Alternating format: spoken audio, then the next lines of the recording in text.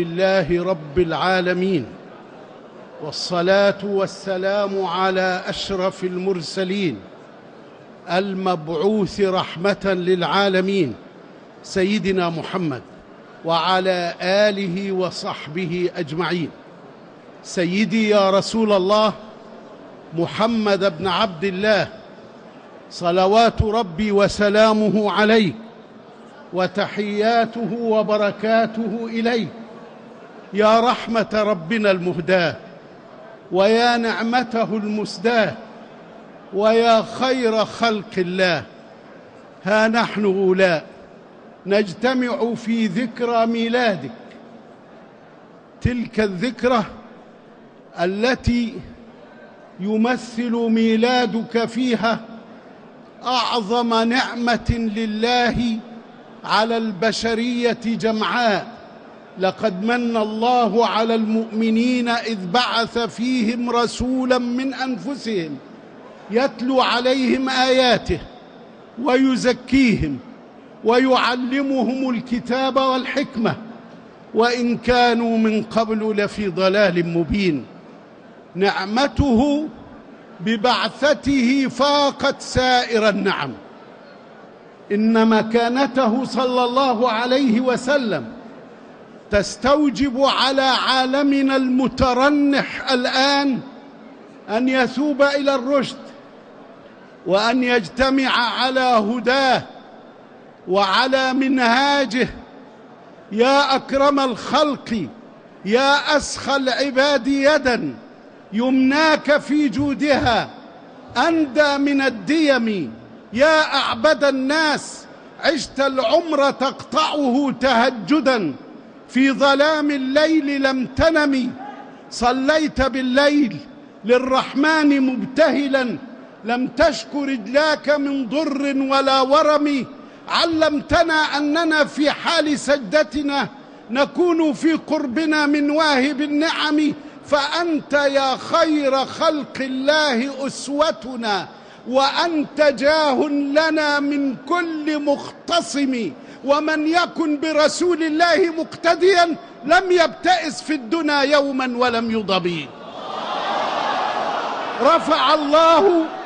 رفع الله ذكره في العالمين، رفع الله ذكره في العالمين، وأنزل في القرآن المبين ورفعنا لك ذكرك. فنزل جبريل وقال: أتدري يا محمد كيف رفع الله ذكرك؟ قال: الله أعلم. قال: إن ربك يقول: لا أذكر إلا ذكرت معي. فلا نقول أشهد أن لا إله إلا الله في صلاتنا إلا وبعدها وأشهد أن سيدنا محمد رسول الله، ونسلم عليه بكاف الخطاب، نخاطبه ولا يخاطب إلا من يأتي منه الخطاب. فنقول: السلام عليك أيها النبي ورحمة الله وبركاته. وعند كل أذان يشهد المؤذن لله بالوحدانية ولرسوله بالرسالة. أشهد أن لا إله إلا الله، وأشهد أن سيدنا محمد رسول الله. ليس عند الصلوات 5 مرات، بل في كل لحظة، لأن الله فاوت بين المواقيت حتى لا تمر لحظة ولا ثانية إلا وتصدح مئذنة، شاهدة لله بالوحدانية وشاهدة لنبيه بالرسالة. أغر عليه للنبوة خاتم من الله ميمون يلوح ويشهد. وضم الإله اسم النبي إلى اسمه إذا قال في الخمس المؤذن أشهد، وشق له من اسمه ليجله. فذو العرش محمود وهذا محمد. إن رب العزة أمر رسوله صلى الله عليه وسلم أن يبلغ أمته مكانته، ولذلك قال: أنا سيد ولد آدم يوم القيامة، وأول من ينشق عنه القبر، وأول شافع وأول مشفع. ويقول الإمام النووي عند شرح هذا الحديث: لم يقل ذلك تفاخرا، ولكن أمر من ربه، هو من قبيل البلاغ الذي أمره الله أن يبلغه أمته. فلو لم يقل لهم أنا سيد ولد آدم لكان أخفى أمرا أمره الله به. ولذلك جاء في حديث آخر يرويه الإمام الدارمي من حديث ابن عباس عندما خرج على أصحابه وهم مجتمعون، فسمع بعضهم يقول: عجبا، اتخذ الله من خلقه خليلا فإبراهيم خليل الله. فقال الثاني: وما ذاك من أعجب بأعجب من أن اتخذ من خلقه كليما فموسى كليم الله. وقال الثالث: وعيسى كلمة الله. وقال الآخر: وآدم خليفة الله. فخرج عليهم الحبيب الشفيع يقول لأصحابه: قد سمعت ما قلتم وهو حق، إن آدم خليفة الله وهو كذلك، وإن إبراهيم خليل الله وهو كذلك، وإن موسى كليم الله وهو كذلك، وإن عيسى كلمة الله وهو كذلك، ألا وأنا حبيب الله ولا فخر. ألا وأنا حبيب الله ولا فخر، ألا وأنا حامل لواء الحمد يوم القيامة، تحته آدم فمن دونه ولا فخر. ألا وأنا أول من يحرك حلق الجنة فيدخلها ومعه فقراء المسلمين ولا فخر. ألا وأنا سيد الأولين والآخرين ولا فخر. ألا وأنا أكرم خلق الله على الله ولا فخر. نقف اليوم وعالمنا الإسلامي يمر بفتن ويمر بمحن ويتعرض لهزات ورجات يثيرها العدو ليفرق جمعنا وليشتت شملنا. وأسفاه أن يميل البعض إلى ذلك التيار وإلى تلك المزاعم الباطلة، والأخرى التي تنال من سنته المطهرة، والآخرين الذين يحاولون أن يشغبوا على ديننا وعلى أمتنا.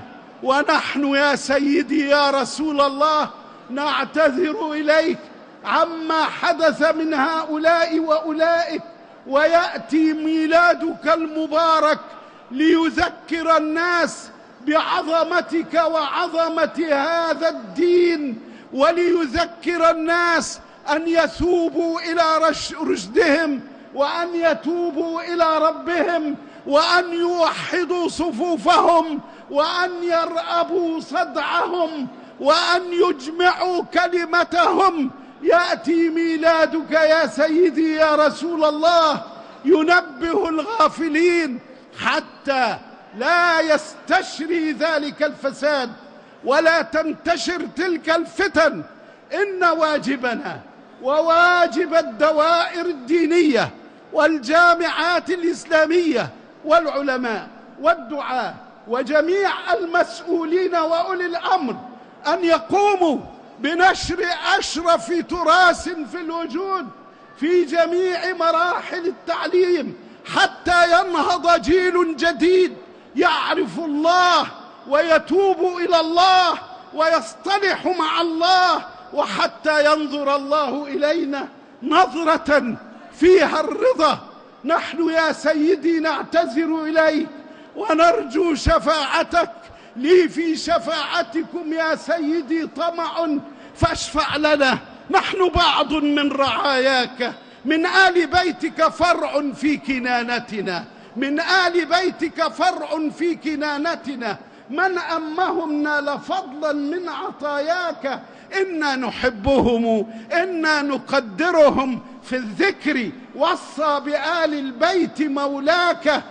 إن المودة في القربى تجمعنا في جنة الخلد يا طه بأخراك. إن المودة في القربى تجمعنا في جنة الخلد. يا طه بأخراك جئنا نناجيك، جئنا نناجيك، نرجو الله في أمل، فهل يرد فتى بالحب ناجاك؟ جئنا نناجيك نرجو الله في أمل، فهل يرد فتى بالحب ناجاك؟ حاشاك حاشاك يرجع من ناجاك دون قرى، أو أن يعود حزين القلب. حاشاك أحببت وقت الكرى، لا أبتغي أملا في راحة، بل لعلي فيه ألقاك. إن الخلائق يا طه بعالمنا لولاك ما رحمت، والله لولاك.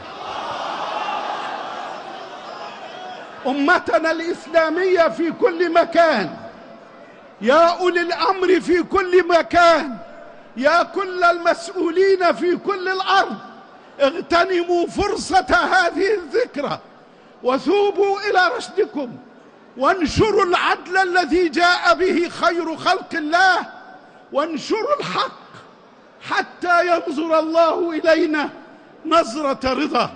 فاللهم شفعه فينا بجاهه عندك، اللهم شفعه فينا بجاهه عندك، ولا تدع لنا في هذا الجمع ذنبا إلا غفرته، ولا مريضا إلا شفيته، واجعل يا ربنا مصر في ضمانك وأمانك. اللهم اجعل مصر في أمانك وضمانك. اللهم اجعل هذا البلد آمنا مطمئنا سخاء رخاء، وسائر بلاد المسلمين. وآخر دعوانا أن الحمد لله رب العالمين، وصلى الله على سيدنا محمد وعلى آله وصحبه أجمعين، والسلام عليكم ورحمة الله.